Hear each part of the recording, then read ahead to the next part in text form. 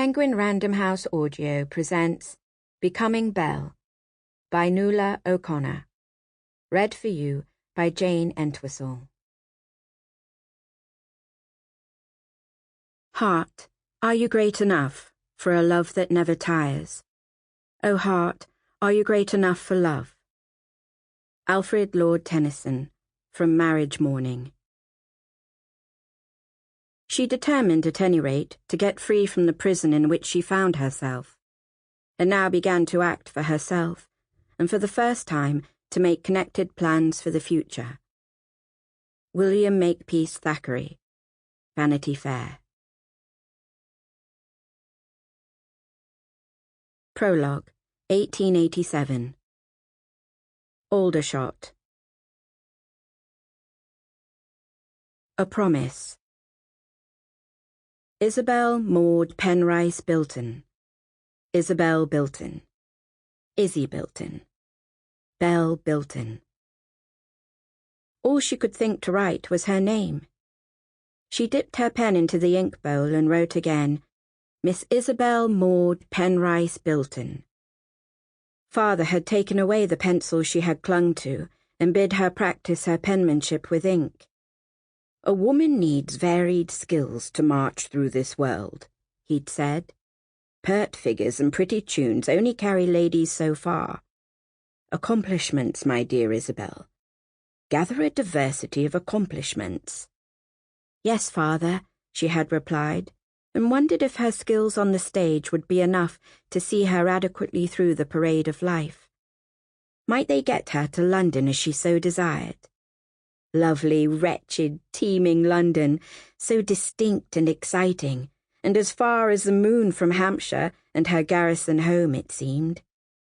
Isabel laid down her pen and took her card case from her pocket. It held a single calling card, a grimy rectangle, which she took out and studied. The name upon it might determine her future. She slotted the card back into the case and snapped shut the lid. Retrieving her pen, she wrote on her page, London. Isabel shall go to London. Isabel shall dance in London. In the yard beyond their quarters, the bugle sounded the mess call, and Isabel put away her paper and pen. It was time to serve dinner. Mother and father would dine with the regiment this evening, which meant Isabel and her two sisters would sup alone. This was a relief. Too fewer mouths to feed, and no mother to find fault with everything from the tenderness of the meat to the thickness of the potato slices. Isabel went to the kitchen, plucked her apron from the back of the door, and fastened it over her gown. She had already made their meal, a Lancashire hot pot, and it simmered now in the oven, its meaty scent filling the room. "Flo! Violet!" she called. "I need you both. Come this instant." Instead of her sisters, Mother appeared in the doorway, shifty as a spirit. She had a habit of gliding into view when one of her girls was doing things of which she would disapprove. "Why must you shout, Isabel, like some Portsmouth fishwife?" "I'm sorry, Mother." Isabel lingered by the oven, hoping her mother would leave and let her get on with dishing up the meal. Kate Maud Penrice Bilton looked majestic in a square-collared gown with sparkling studs on the bodice. Her hair was a coil of braids that looped upward like a nest of snakes. Mrs. Bilton had an austere beauty that was much admired among the soldiers at Aldershot garrison. It had been noted, too, that Isabel, at 20, now surpassed the comeliness of the wife of John Bilton, artillery sergeant. Isabel's beauty was a rare kind. Though full of face, she had a miniature frame, so she looked at once sturdy and graceful. Her lips were generous, and she had lavish nut-gold hair, though her large eyes sometimes took on a liquid air that spoke of melancholy. Flo and Violet came into the kitchen, and seeing their mother had come before them to inspect the hot pot, they set the table without prompting from either mother or sister. Flo laid 3 places, and Violet, the youngest, trailed her and planted the cutlery discreetly by each plate. Any clanking might provoke their mother's ire. "You look very fine tonight, Mother," Flo said, and she unfurled a piece of lace on the sleeve of her mother's gown that had curved in on itself like a fern. Kate Bilton sucked air through her nose. "I thank you, Florence." She patted her hair. "See that you girls ignore any callers," she said. The sisters never admitted anyone to their quarters on the evenings their parents dined with the regiment, but Mother repeated this warning always, as if she feared she would one night return to find her daughters languishing in the laps of a trio of brigadiers, seduced, compromised, and ruined. Kate Bilton knew what men were. And she knew that Isabel, though eldest, was the least sensible of her girls, and, worryingly, the most handsome. Their father kept the soldiers at bay, but Isabel had a fanciful nature, and her tender heart, combined with her lust for experience, might bring her to grief all too soon. How long would she and John be able to keep the rough culture of Aldershot from tainting their daughters?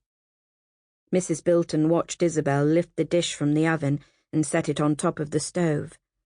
Her movements were swift and graceful. Dancing had made her lithe, and she carried herself elegantly. Kate Bilton felt a rare maternal gush. Isabel truly was the most fetching of girls. She had inherited the Penrice good looks. She went and stood beside her daughter, took up a knife, and poked at the browning potato slices atop the hot pot. She sniffed approvingly.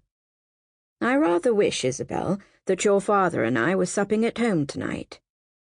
"Thank you, Mother." Compliment given, Mrs. Bilton pulled on her shawl, rushed from the kitchen to the hall, secured her arm into her waiting husband's, and left. Flo and Violet sat. Isabel placed the hot pot onto a trivet on the table and began to serve her sisters. Only when they were fully sure that their parents were safe at the sergeant's mess did they uncrimp and begin to enjoy their meal. Violet spoke through a wad of lamb. "I rather think I shall have servants when I'm a married lady." Isabel and Flo laughed. "I rather hope you can afford them," Flo said. Violet forked a potato slice into her mouth and looked aggrieved. "Do not speak until you have swallowed, Violet," her eldest sister warned. The girl chewed rapidly. "I shall marry a very rich man," she said, "and I will have oodles of servants, shan't I, Izzy?" Isabel smiled. At 14, Violet occupied the bottom step of their sisterly stairs, and they coddled her always, tried to keep her young. "You shall certainly marry a wealthy man, Violet, and he will supply oodles, heaps and masses of maids of all work, butlers and footmen, no doubt." "You see, Flo, Isabel says it, so it must be true." Flo snorted. "If any of us Biltons snares a rich man, Vi, it will be our darling Izzy, mark me." She pointed her fork from sister to sister for emphasis. "Why do you say that?" Violet pouted. "Why not me?" "Oh, perhaps you'll find a wealthy suitor too, but Isabel longs for love." Flo grinned. "And she will make very sure that her love is given only to a man suitably well supplied." She patted her gown. "In the pockets." "That's enough now," Isabel said. "Eat your dinner. Mother's left Eve's pudding for us." "How delicious," Violet said, and galloped the rest of her hot pot into her mouth. Isabel rose, took her own plate, and scraped the leavings into the bucket. She thought about what Flo had said, and wondered how her sister knew so much about everything when she, Isabel, seemed to know so little. She made cocoa for her sisters, pouring directly from the saucepan into 3 cups, as they did not own a chocolate pot. When she lived in London, Isabel decided, she would have so much money that she would own a gilded chocolate pot, blooming with red roses, and a coffee pot besides. And she would have 3 teapots too, if the fancy took her. The girls spooned the tart sweet apples and buttery sponge into their mouths and supped their hot cocoa. They sat and talked and Sample complete. Ready to continue?